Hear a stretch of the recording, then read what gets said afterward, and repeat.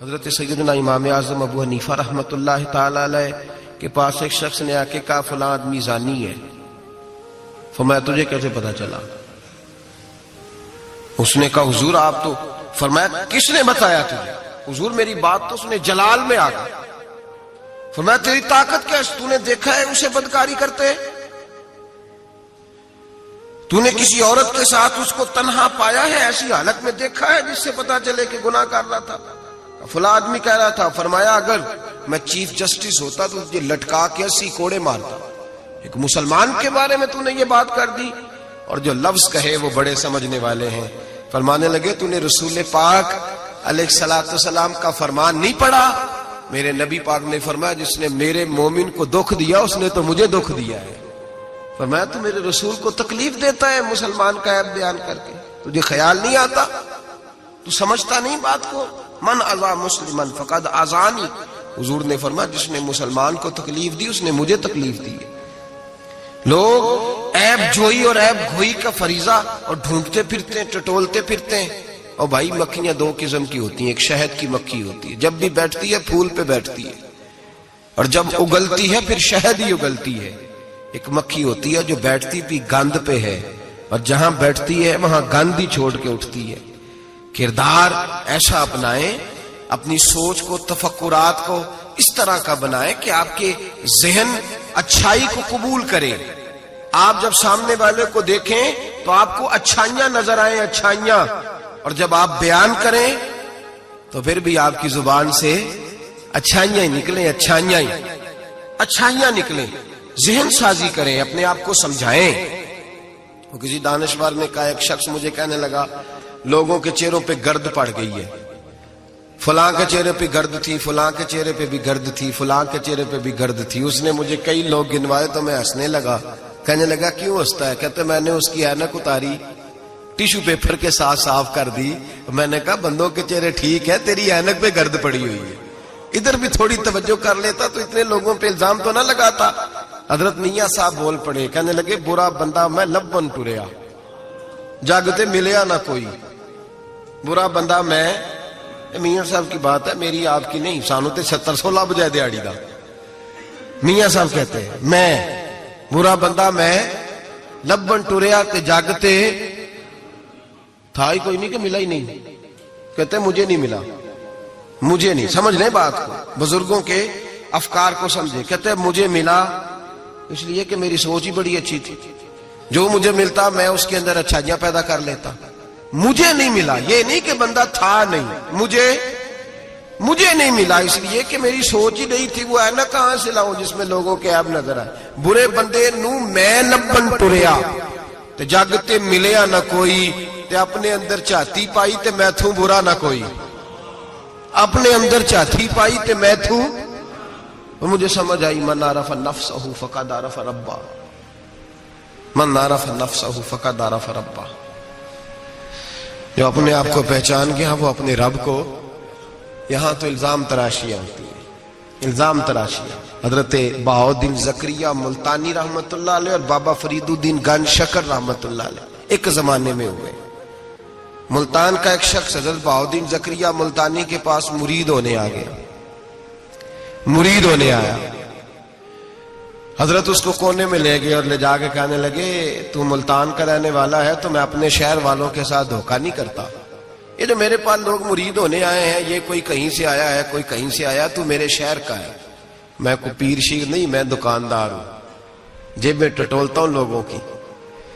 میں دھوکہ دیتا ہوں، تجھے بچانا چاہتا ہوں، تو اس طرح کر کہیں اور چلا جا. اس نے کہا حضور مشورہ دے کہاں جاؤں؟ کہنے لگے پاک پتن میں چلا جا، فرید الدین بہت بڑا فقیر ہے، بڑا فقیر ہے. وہ شخص کہتا ہے گھوڑے پہ بیٹھا، میلوں کا سفر تھا، ملتان سے پاک پتن شریف پہنچا. بابا صاحب کی خدمت میں حضور مرید ہونا ہے. کہاں سے آئے ہو؟ کہا ملتان شریف سے. کہنے لگے وہاں فقر کا دریا بہ رہا تھا، تو نہر کے پاس آ گیا ہے. فقر کا دریا بہ رہا تھا، تو نہر کے پاس آ گیا ہے. اور رونے لگا. کہنے لگا بابا مجھے کیا پتا نہر کون سی ہے، دریا کون سا ہے، وہ تیرے پاس بھیجتا ہے تو اس کے پاس بھیجتا ہے. میرے بھائی پرانے لوگوں کو تو اپنے اندر کوتاہی نظر آتی تھی، سامنے والے کے اندر خوبی دکھائی دیتی. میں بن کے بیٹھ گیا ہوں کہ میں ہی صحیح ہوں، بس میں ہی صحیح ہوں. اپنے زاویہ نگاہ سے سوچتے ہو. اپنا ہم نے طرز خیال بنا لیا. سوچ کی صفائی، سوچ کی پاکیزگی. دنیا میں وہ بندہ اچھا نہیں ہوتا جو صرف اکیلا اچھا ہوتا ہے. اچھا وہ بندہ ہوتا ہے جس کا معاشرہ اچھا ہوتا ہے.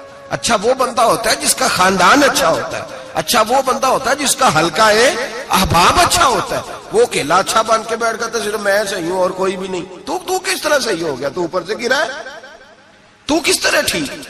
تیرا نہ باپ ٹھیک معاذ اللہ، نہ تیرا خاندان ٹھیک، نہ معاشرہ ٹھیک، نہ دوست ٹھیک، نہ پیر ٹھیک، نہ استاد ٹھیک، نہ کوئی سیاستدان ٹھیک. دنیا میں جب کوئی صحیح ہے ہی نہیں تو کہاں سے آ گیا اکیلا صحیح؟ یہ کیسے ممکن؟ یہ کس طرح ہو سکتا ہے؟ یہ انا پرستی ہے، یہ نفس کا دھوکہ ہے، یہ اندر کی کوتاہی ہے جو لوگوں کو بڑا بنا دیتی ہے، پھر اسے لوگ چھوٹے نظر آنے لگتے ہیں. یاد رکھیں میرے نبی کریم سید عالم نور مجسم علیہ السلام نے خوبصورت سوچ، اچھی سوچ، پاکیزہ سوچ، صاف ستھری سوچ دی. حضرت زید بن حارثہ فرماتے ہیں طائف کے لوگوں نے میرے نبی پاک کو پتھر مارے، لہو لہان کر دیا. فرماتے ہیں وہاں کے کچھ لوگ بھی انہیں برا کہنے لگے، میں بھی برا کہنے لگا، اس لیے کہ یہ تو عرب کے کلچر کے بھی خلاف تھا. عرب معاشرے کے لوگ اپنے مہمان کے ساتھ یہ سلوک نہیں کرتے تھے، چاہے وہ کوئی بھی ہو. اور نبی پاک علیہ السلام نے تو جو دعوت دی اس میں تو حسن بھی بڑا میٹھا تھا، وہ تو لفظوں کے اندر توانائی، خوبصورتی، مٹھاس بھی بڑی تھی. تو یہ تو عرب کے رواج کے بھی خلاف تھا کہ گھرائے مہمان کو پتھر مارے جائیں. انہوں نے پتھر مارے، لہو لہان کیا، میں نے بھی برا کہا، معاشرے کے لوگوں نے بھی برا کہا. اور فرمانے لگے پھر کمال ہو گیا، حضرت جبریل بھی حاضر خدمت ہوئے اور عرض کرنے لگے یا رسول اللہ صلی اللہ علیہ وسلم، رب فرماتا ہے کہ جبریل جاؤ اور میرے نبی سے جا کے اجازت لو، اگر میرے رسول اجازت دیں تو انہیں مسل کے رکھ دو، انہیں دو پہاڑوں کے درمیان انہیں مسل کے رکھ دو. مسل کے ہمارا کسی سے اختلاف ہو جائے نا تو زور جتنا ہمارے اندر ہو ہم لگا سارا ہی لیتے ہیں. جب پتہ چل جاتا ہے نا کہ میرے تعلقات کتنے کو ہیں پھر ہم کہتے ہیں چلو دفع کرو، میں نے کیا کہنا ہے. اصل بات پتہ کیا ہوتی ہے کہ انگور کھٹے ہاتھ نہیں پہنچتا، ورنہ اختلاف ہو جائے تو دل ہمارا کرتا ہے کہ پیس کے رکھ دیں، لیکن چونکہ اتنی پہنچ نہیں ہوتی تو پھر لوگ واپس آ کے پتہ کیا کہتے ہیں، اور میں نے کہا چلو وہ تو فضول آدمی ہے، میں نے تو نہیں نا اس طرح کا باندھ دینا. اصل بات یہ ہوتی ہے کہ انگور ہاتھ نہیں پہنچتا. عرض کی یا رسول اللہ صلی اللہ علیہ وسلم، رب کریم فرماتا ہے کہ جبریل جا کے آپ اجازت لیں، اگر حضور آپ کو اجازت دے دیں. علماء نے یہاں بڑا خوبصورت جملہ لکھا ہے، اگر آپ سمجھیں تو بڑی خوبصورت بات لکھی ہے علماء کرام. علماء کہتے ہیں اہل محبت کے لیے فکرہ ہے. علماء کہتے ہیں جو رب کافر کو سزا دینے کے لیے بھی رسول اللہ سے پوچھتا ہے، کافر کو سزا دینے کے لیے بھی کہتا ہے محبوب اگر تو کہے تو سزا دے دوں، کافر کو سزا دینے کے لیے پوچھتا ہے. ہم تو رسول اللہ کے کلمہ پڑھنے والے ہیں، اور جو نبی کافر کے بارے میں کہتے ہیں یا اللہ نہیں انہیں نہیں کہنا، تو محبوب اپنے غلاموں کے بارے میں یہی کہیں گے اللہ کوئی نہیں، بھول گئے تھے، معاف فرما دے، معاف کر دے. یہ باریک نقطہ یہاں علماء نے بیان کیا، اس کو سمجھا کریں. نبی کریم سید عالم صلی اللہ علیہ وسلم سے پوچھا، عرض کی یا رسول اللہ صلی اللہ علیہ وسلم، حضور رب فرماتا ہے اگر اجازت. اب سوچ کا معیار دیکھیں نبی پاک کی، حضور کی سوچ کی توانائی دیکھیں. صحت مند دماغ فروغ پاتا ہے اس سے جو افکار ہمیں ہمارے رسول نے دیے. بیمار ذہن لوگ یہاں تک نہیں پہنچ سکتے جن کو سارا زمانہ ہی برا لگتا ہے، فلانا بھی غلط، فلانا بھی غلط، فلانا بھی، تو جناب صحیح کون ہے؟ کہتا ہے میں اکیلا ہی صحیح ہوں. او بھائی صحت مند سوچ نبی پاک نے فراہم کی. یا رسول اللہ اگر آپ اجازت دیں تو تباہ کر دیں، لیکن حضور کی امید دیکھیں، زاویہ نگاہ دیکھیں، سوچ کا معیار دیکھیں. میرے رسول نے فرمایا نہیں، انہیں تباہ نہیں کرنا. حضور کیوں؟ فرمایا ہو سکتا ہے ان کی نسلیں کلمہ پڑھ کے مسلمان ہو جائیں. اگر تباہ ہو گئے تو نسلیں کیسے آئیں گی، اولادیں کیسے ہوں گی؟ تو میں ان کی نسلوں سے بھی امید کرتا ہوں کہ میرے پیغام کو سمجھیں گی اور قریب آئیں. میرے بھائی یاد رکھیں اس بات کو، سمجھ لیں نبی پاک علیہ السلام نے ہمیں صحت مند سوچ دی ہے، ہمارے افکار و نظریات کو توانائی دی ہے. ہر وقت برا سوچنا، برا گمان کرنا، اس ملک کا کچھ نہیں ہو سکتا، یہ فلاں نہیں ہو، کیوں نہیں ہو سکتا؟ اٹھ باندھ کمر کیوں ڈرتا ہے؟ تو دیکھ خدا کیا کرتا ہے، تو عمل کر اور رزلٹ اللہ تبارک و تعالیٰ پہ چھوڑ دے. سوچ صاف ستھری، نظریات پاک صاف، اچھے افکار پیدا کریں، اچھے خیالات پیدا کریں، اچھی سوچ، کسی کی عیب جوئی نہ کریں، ڈھونڈتے نہ پھریں کہ فلاں شخص میں کیا ہے۔ میرے نبی پاک سید عالم صلی اللہ تعالی علیہ وآلہ وسلم نے ارشاد فرمایا اگر تم لوگوں کے عیب ڈھونڈو گے تو انہیں خراب کر دو گے۔ حدیث پہ غور کیا آپ حضرات؟ اگر تم لوگوں کے عیب ڈھونڈو گے تو انہیں، بندے خراب ہو گئے کہ تم خراب کر دو گے؟ اگر عیب ڈھونڈو گے تو تم انہیں خراب کر دو گے۔ کیا مطلب؟ فرمایا اس لیے کہ تمہاری نظر غلط ہو گئی ہے، اب تم روز نئے سے نئے گناہ کا زاویہ ان کے لیے بناؤ، روز نئی سے نئی بری سوچ جنم لے گی تو تم خراب کر رہے ہو اپنے زاویہ نگاہ کے مطابق۔ اس لیے کسی کے عیب تلاش نہ کرو، کسی کے عیب تلاش ڈھونڈتے نہ پھرو، جاسوسی نہ کرو۔ لوگوں کا معبوم مشغلہ ہے خوبیاں بیان ہی نہیں کرتے، خامیاں ہی بیان کرتے، کوتاہیاں ہی بیان کرتے ہیں، کمزوریاں ہی بیان کرتے ہیں۔ لوگ جب بھی کوئی لفظ ڈھونڈ کے لاتے ہیں تو کوئی کمی والا لفظ ڈھونڈ کے لاتے ہیں، خوبیاں تلاش کر، خوبصورتیاں بیان کر، اچھائیوں کا ذکر کر، مثبت سوچ۔ اور نفسیات کے لوگ یہ کہتے ہیں کہ ٹینشن کے مریض اس لیے زیادہ ہیں کہ لوگوں کی سوچ مثبت نہیں ہے، بڑے پریشان ہیں، کہتے ہیں وہ بندہ بھی غلط ہے، وہ بھی غلط ہے، وہ بھی غلط ہے، وہ چور ہے، وہ ڈاکو ہے، وہ فریبی ہے، وہ ظالم ہے، وہ جابر ہے، سارا دن ٹینشن میں رہتے ہیں تو پھر نفسیات کے مریض ہو جاتے ہیں، بڑی پریشانی۔ یہ بتائیں اللہ تبارک و تعالی جب کسی کو دیتا ہے تو کسی سے مشورہ کر کے تو نہیں نہ دیتا، وہ کہتا ہے وَيَرْزُقْهُ مِنْ حَيْثُ لَا يَحْتَسِبُ، میں جس کو دیتا ہوں بے حساب ہی عطا کر دیتا ہوں۔ لوگ ڈھونڈتے پھرتے ہیں، کہتے پتہ نہیں کون سا بینک لوٹا اس نے، پتہ نہیں کون سا بینک لوٹا ہے۔ ایک بہت بڑے ادارے کا مجھے وزٹ کرنے کا موقع ملا، بہت بڑا ادارہ تھا، میری طبیعت خوش ہو گئی۔ لاوارث یتیم بچوں کے لیے ادارہ بنایا اور جدید دور کے تقاضوں کے میں خوش ہو گیا۔ میں نے کہا کیا بات؟ ایک صاحب میرے کان میں کہنے لگے انہوں نے بڑے پیسے اکٹھے کیے، 3 گنا تو یہ کھا گئے، صرف چوتھا حصہ لگایا ہے۔ تو میں نے کہا آپ نے دیے تھے پیسے جو کھا گئے؟ کہنے لگے نہیں۔ میں نے کہا وہ جس نے دیے ہوں گے آپ کا قریبی رشتہ دار ہوگا؟ نہیں۔ دوست ہوگا؟ نہیں۔ میں نے کہا آپ کو کس نے بتایا کھا گئے؟ کہتے میں نے لوگوں سے سنا ہے، میں نے لوگوں سے سنا ہے۔ میں نے کہا نادان آدمی کتنے کو پیسے؟ کہنے لگا جی کئی کروڑ۔ میں نے کہا تیرے میرے پہ تو کوئی 5 لاکھ کا اعتبار نہیں کرتا، اس پر کسی نے اعتبار کیا ہے تو اسے لاکھوں دیے نا، تجھے مجھے کیوں نہیں دے دیے؟ اپنی سوچ کو صحیح کر، اپنے افکار کو سیدھا کر، تو یہ دیکھ تو صحیح رب کریم مجھ سے کام کون سا لے رہا ہے۔ میرے نبی پاک علیہ الصلوۃ والسلام نے فرمایا جس کے گھر میں یتیم پلتا ہے اس گھر کے فرشتے دیدار کرنے آتے ہیں۔ تو دیکھ تو صحیح اللہ کام کون سا لے رہا ہے۔ یتیم اور لاوارث جس کے گھر میں پڑھ رہے ہیں تو اسے معمولی آدمی سمجھ رہا ہے۔ لوگ 1 منٹ لگاتے ہیں، بدگمانی کرتے ہیں، بری سوچ رکھتے ہیں، کبھی قطعاً ایسی کوئی بات اپنے ذہن کے اندر نہ لائے۔ اور ویسے بھی حساب لینے کی ڈیوٹی اللہ تعالیٰ کی ہے، ہماری نہیں ہے۔ تو جو جس کا کام ہے وہ بہت خوب جانتا ہے کرنے کو، وہ بڑا بہترین کارساز ہے، بڑی باریکی سے جانتا ہے۔ یاد رکھیں بدگمانی نہیں کریں، بری سوچ پیدا نہ کریں، اپنے آپ کو تباہ نہ کریں، اپنے آپ کو بھٹکائے نہیں، اچھا سوچیں۔ رب کریم جس سے کوئی کام لے رہا ہے بڑا اچھا ہی لے رہا ہے، جس سے اللہ کوئی کام لے رہا ہے وہ بڑا عمدہ لے رہا ہے، بھلا لے رہا ہے، بڑا اچھا لے رہا ہے۔ آپ اللہ تبارک و تعالیٰ کی منشا سمجھیں۔ ہاں میں نے شروع میں عرض کیا اگر کوئی کوتاہی آپ کو حقیقتاً پتہ چلے تو منت کریں، سمجھانے کی کوشش کریں، یا اس شخص تک لے کر جائیں جو اسے سمجھا سکتا ہے۔